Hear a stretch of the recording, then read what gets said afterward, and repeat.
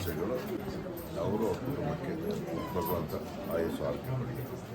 ನಮ್ಮ ಜೊತೆ ಇನ್ನೂ ಕೂಡ 100 ವರ್ಷ ತುಂಬಿಸ್ಲಿ ಅಂತೇಳಿ ಭಗವಂತ ಪ್ರಾರ್ಥನೆ. ಸರ್, ಇವತ್ತು ಅಪ್ಪನ್ ನಾಗರಾಜ್ ಅವರು ಹುಟ್ಟುಹಬ್ಬದ ಶುಭಾಶಯಗಳಿಗೆ ನಾನು ಹೇಳಕ್ಕೆ ಬಯಸ್ತಾ ಇದ್ದೀನಿ.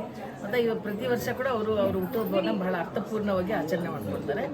ಇವತ್ತು ನಮ್ಮ ಸಮಾಜದ ಕಟ್ಟಕಡೆ ಧ್ವನಿ ಇರ್ತಕ್ಕಂಥ ನಮ್ಮ ಪೌರ ಕಾರ್ಮಿಕರಿಗೆ ಯೂನಿಫಾರ್ಮ್ ಕೊಡುವಂಥದ್ದು ಮತ್ತು ಅವ್ರಿಗೆ ಬಸ್ಸುಗಳು ಕೊಡುವಂಥ ಒಂದು ಕಾರ್ಯಕ್ರಮ ಹಮ್ಮಿಕೊಂಡಿದ್ದಾರೆ. ಪ್ರತಿ ವರ್ಷ ಕೂಡ ಅವರು ಈ ಥರ ಏನಾದರೂ ಒಂದು ಅರ್ಥಪೂರ್ಣವಾದ ಕಾರ್ಯಕ್ರಮ ಹಮ್ಮಿಕೊಂಡು ಅವ್ರ ಬರ್ತಡೇನ ಆಚರಣೆ ಮಾಡ್ಕೊಳ್ತಾರೆ.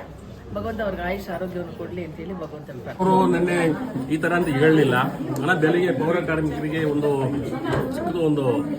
ದಾನ ಧರ್ಮ ಮಾಡಬೇಕಂತ ಹೇಳಿದ್ರು. ಏನೋ ಒಂದು ಕೈಲಾದ ಮಟ್ಟಕ್ಕೆ ಏನೋ ಸ್ವಲ್ಪ ಸಹಾಯ ಮಾಡೋಣ ಅಂತ ಇದ್ದೀನಿ.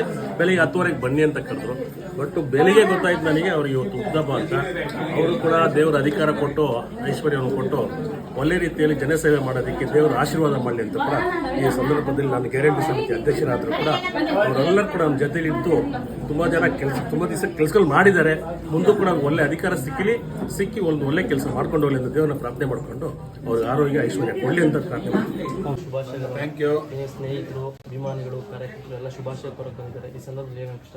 ಇವರಿಗೆ ನನ್ನ ಹುಟ್ಟುಹಬ್ಬದ ಸಂದರ್ಭದಲ್ಲಿ ನನಗೆ ಶುಭ ಕೋರಿದಂಥ ಎಲ್ಲ ನನ್ನ ಸ್ನೇಹಿತರಿಗೆ ಮತ್ತು ನನ್ನ ಮುಖಂಡರುಗಳು, ನನ್ನ ನಾಯಕರುಗಳಿಗೆ ಧನ್ಯವಾದವನ್ನು ಅರ್ಪಿಸ್ತಾ, ಈ ಒಂದು ಕಾರ್ಯಕ್ರಮದಲ್ಲಿ ಪ್ರತಿ ವರ್ಷದಂತೆ ಈ ವರ್ಷವೂ ಕೂಡ ನಮ್ಮ BBMPಯ ಪೌರ ಕಾರ್ಮಿಕರಿಗೆ ಒಂದು ಬಟ್ಟೆ ಸಣ್ಣದಾಗಿ ಒಂದು ಕೊಡೋದ್ರ ಮುಖಾಂತರವಾಗಿ ನಾನು ಪ್ರತಿ ವರ್ಷ ಒಂದು ಬಟ್ಟೆ ಹುಟ್ಟುಹಬ್ಬವನ್ನು ಆಚರಣೆ ಮಾಡ್ಕೊತಾ ಇದ್ದೀವಿ.